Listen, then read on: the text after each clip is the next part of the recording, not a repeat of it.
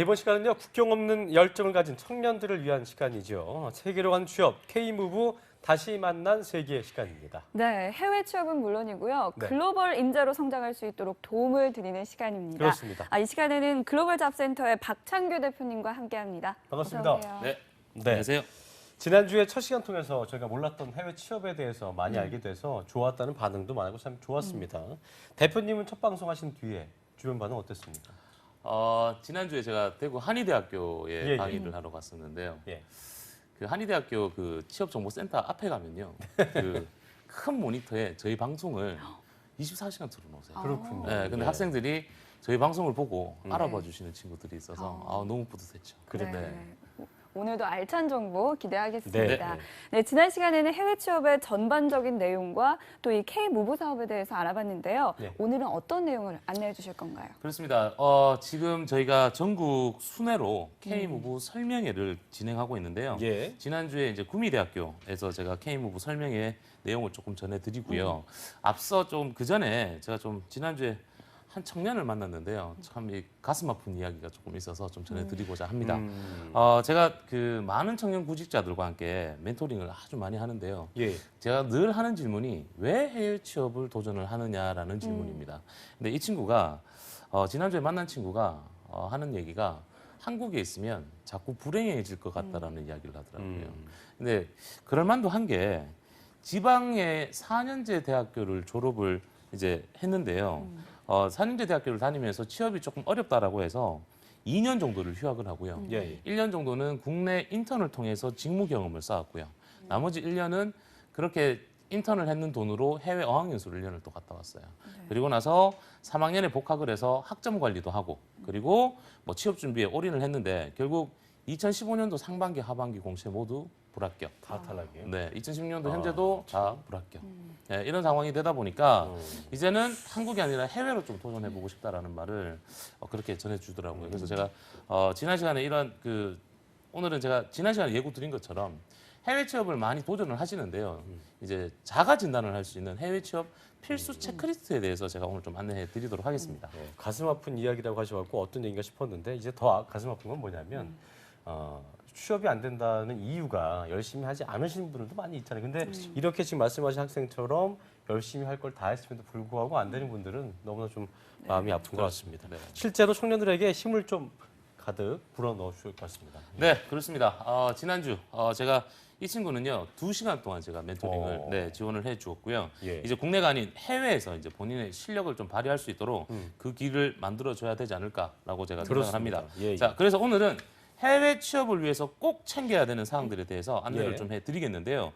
우리 시청자분들 그리고 구직자분들도 꼭 메모해 두셨다가 스스로 한번 자가 진단을 해보시기 바랍니다. 네, 그렇다면 이제 우리 청년들이 이 해외 취업을 위해서 어떤 것들을 챙겨야 할까요? 뭐 어학이나 전공 뭐 이런 것들도 있을 테고요.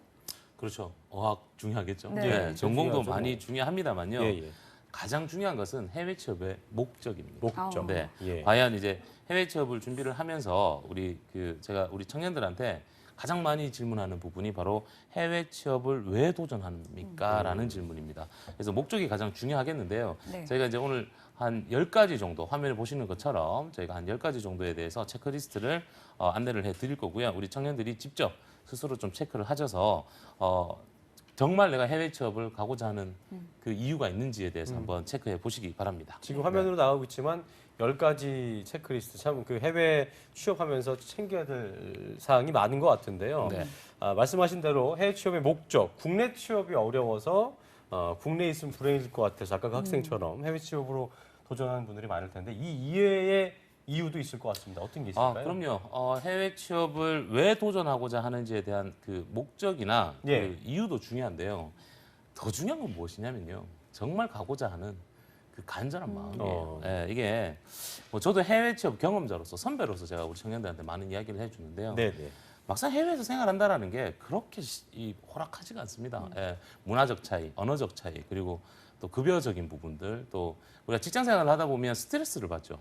받으면 한국에서는 전화 한 통하면 스트레스를 풀 수 있는 친구도 있고요. 예, 뭐 심지어 우리 청년들 소주도 한잔 할 수 있는데 뭐 가령 미국 같은 경우 소주 한 병에 25불씩 네, 이렇게 돼버리니까. 닭 한 마리 먹으려고 그러면 막 그러니까요. 40분 받고 나가는 네, 거예요. 네, 네. 그러다 보니까 해외 생활하는 게 그렇게 호락호락하진 않은데요. 예. 제가 이제 저희 청년들한테 늘 하는 얘기들이 있습니다. 우리가 정부 지원금이 나오죠, 정부에서. 해외 취업을 성공했을 때 정부에서 일정 부분의 정부 지원금을 주는데 제가 이 정부 지원금을 지원할 때 그 시점 되면 저희가 이런 얘기를 합니다. 우리 청년들한테 주는 이 돈은요, 우리 국민들의 그 땀의 결실입니다. 그래서 정말 내가 해외에서 도전을 해서 그러네요. 정말 나중에 내가 대한민국을 발전시킬 수 있는 그런 열정과 잠재력이 있다라면 가라는 거죠. 아니면 애시당초 시작도 하지 말라라는 얘기를 제가 많이 하는데요. 그리고 이제 제가 만약에 해외 취업을 도전한다면 그 열정과 의지를 가지시는 게 제일 중요하다라고 말씀을 드리고 싶고요. 네.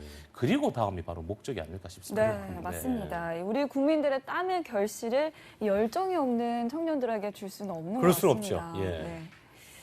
그 대표님 그러면 이제 해외 취업의 목적을 저희가 상세하게 하나하나 짚어볼 텐데 어떤 목적으로 해외 나가는지 하나하나 좀 짚어주시죠. 네, 그렇습니다. 국내 취업이 어려워서 그 도전하시는 분들도 많이 계시는데요. 제가 몇 가지 안내해 드릴 테니까요. 여러분들도 만약 해외 취업을 하신다면 제가 몇 번에 해당되는지 한번 선택을 한번 해보시면 좋을 것 네. 같습니다. 네. 자, 해외 취업을 도전하시는 분들 중에서 이제 몇 가지 분류로 나뉘어지는데요. 그 중에 1번의 목적이 바로 스펙을 목적으로 해외 취업을 도전하시는 분들이 계십니다. 이 얘기는 제가 앞서 말씀드린 것처럼 나름 대학 학창 시절 때부터 취업 준비를 많이 했었지만 막상 국내 취업에서 요구하는 뭐 글로벌 역량이라든지 예. 직무 역량 등이 좀 부족해서 1, 2년 정도 이제 스펙을 쌓겠다는 목적으로 도전하는 케이스가 있습니다. 이렇게 해외에서 1, 2년 정도 직장 생활을 하고 네. 나면 이제 어학 능력이라든지 글로벌 직무 역량을 쌓아서 다시 국내로 터닝하는 케이스들이죠. 요 근래는 휴학기를 내고 재학 시절에 휴학기를 내고 한 1년 정도 나가는 친구들도 많은 케이스죠. 네, 이렇게 어학 능력과 직무 경험 이런 스펙을 목적으로 도전했다가 다시 오는 경우가 바로 1번에 해당한다고 말씀해 주셨습니다. 네. 자, 그렇다면 두 번째 사례는 어떤가요? 네, 두 번째 해외 취업을 막상 도전하시는 분들의 가장 많은 인원을 차지하는 게 바로 이제 직장 경력이 1년에서 2년 정도 되시는 분들. 네. 그래서 내가 대학교를 졸업을 하고 회사에 취업은 했지만 이제 일을 하면서 제가 업무를 하면서 좀 부족함을 느껴서 좀 경력을 쌓겠다는 목적으로 도전을 하시는데요. 이렇게 지원하실 경우에는요. 꼭 국내에서 국내 인턴이나 아니면 1년 이상의 아르바이트 경력 등이나 이런 경력을 조금 베이스를 깔아놓고 지원하시는 분들도 국내 계신다고 보시면 경력이 좋습니다. 전무한 상태에서 해외 경력 갖는 것은 뭐 크게 그것보다는 그 국내 경력 갖는 게 좋다. 그렇죠. 이게 말씀이신 거고 네, 네.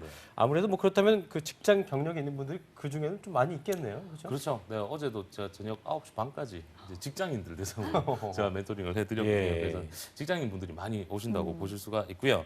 자, 그 다음이 이제 바로 세 번째가 예. 아마 그 헬조선이라는 신조 때문에 생긴 거지 않을까 싶은데요. 네.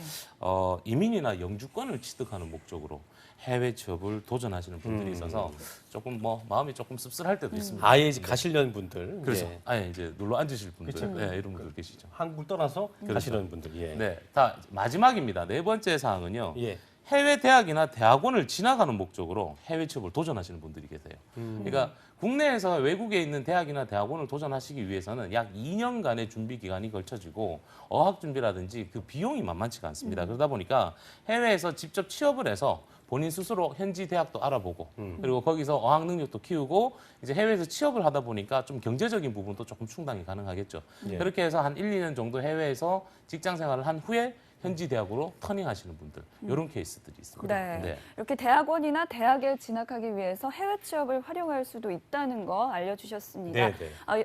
목적에 대해서 알아봤고요. 그 다음은 어떤 거를 체크해야 될까요? 제가 좀 독특하게 좀 집어내는 건데요. 되도록이면 이왕 가는 거 내 진로, 네. 직무 그리고 미래 직업군을 조금 설계를 해서 움직이자는 겁니다.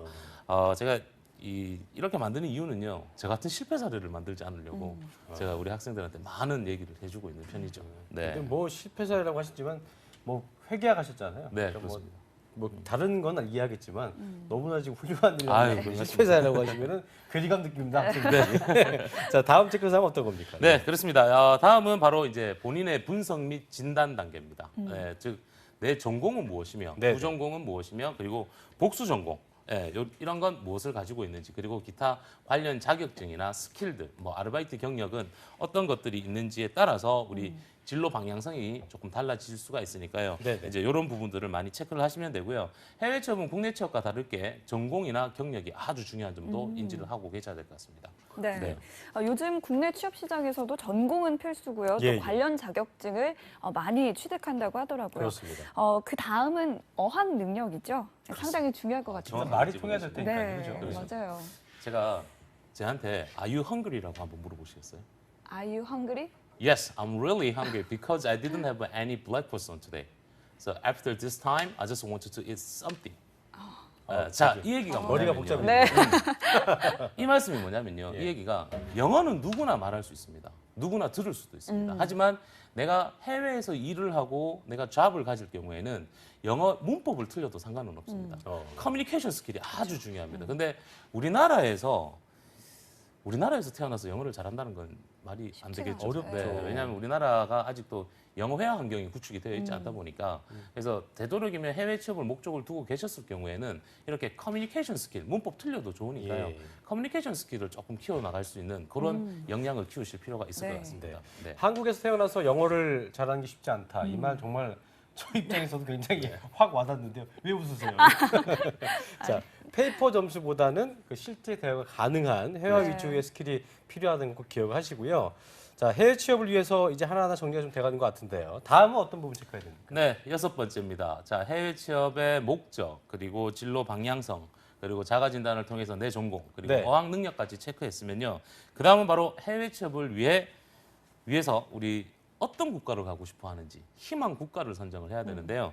이미 저희 정부에서는요. 해외 취업 유망 10개국 국가에 대해서 발표를 했었습니다. 예. 그리고 금년도 같은 경우는 저희가 약 15개국 국가로 더 확대될 예정인데요. 확대가 됐군요. 네, 해외 취업 희망 국가를 좀 잡아야지만 예, 예. 그 국가별로 이제 우리 청년들이 취득할 수 있는 합법적인 비자 제도까지 확인을 할 수 있다는 점도 잊지 마셔야 되고요. 제가 저희 방송을 통해서요. 작년에도 제가 이런 그 해외 취업 유망 10개국 국가별로 좀 시리즈로 제가 안내를 한번 해드렸는데요. 올해도 금년도도 다시 한번 알겠습니다. 시리즈로 안내해드리도록 하겠습니다. 네. 네, 이렇게 체크리스트 확인해봤는데요. 이 정도 됐으면 다 준비된 건가요? 그렇죠. 이제 실전입니다. 실전입니다. 네, 네. 이제 실전으로 갑니다. 네.